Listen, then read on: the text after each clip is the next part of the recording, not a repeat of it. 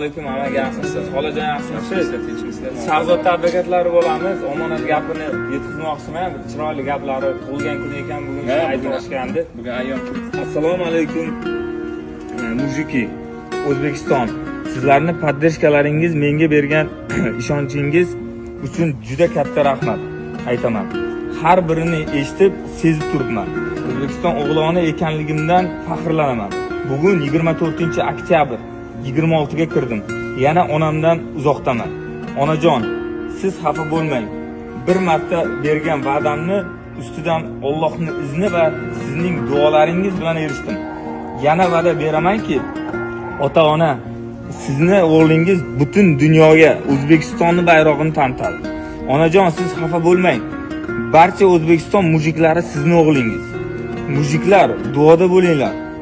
Yaqin kunlarda ozodlikka ko'rishish nasib qilsin. Men sizlar bilanman. Gold 7 marta yiqilsa 8 marta o'rnidan turadi. O'zbekiston, men sizlarni yaxshi ko'raman. Allohning izni bilan janglarda ko'rishguncha O'zbekiston davlati va rahbariyatidan minnatdorman va bizlarga odilona hukm chiqarishiga ishonaman. O'g'lingiz bu chiroyli gaplar yozib olibdi, shuni omonatini yetkazdik. Xolajon, amak.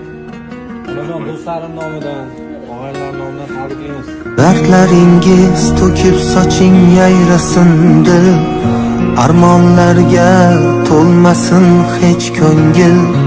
Omadimni hadiya et qarang taqdir, yaxshi kunlar yaqin kelib qoldi ona. Katta rahmat. Shunchalik elim yurtimda sizlarga advokatlar borligidan faxrlanamiz.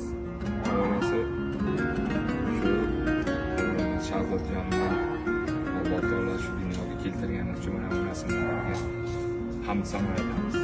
Mana bugungi juma ayyomi bilan O'zbekistonni tabriklayman. Shunday yurtboshimiz borligidan faxrlanamiz. Mana shu prezident bo'lganimizda butun O'rta Osiyo bo'lsa prezidentlar ichidan eng ulug' qilib qo'yadi Alloh taolo. Shuning uchun O'zbekistonga xuddi shunday o'g'loni, farzandi, Shahzodbek Goldday kishini borligini hamma faxrlanadi. Hammaga rahmat deyman. Mana shu O'zbekistonda ham boshqasi ham mana shunday o'g'illar hammaga o'stirish nasib qilgan bo'lsa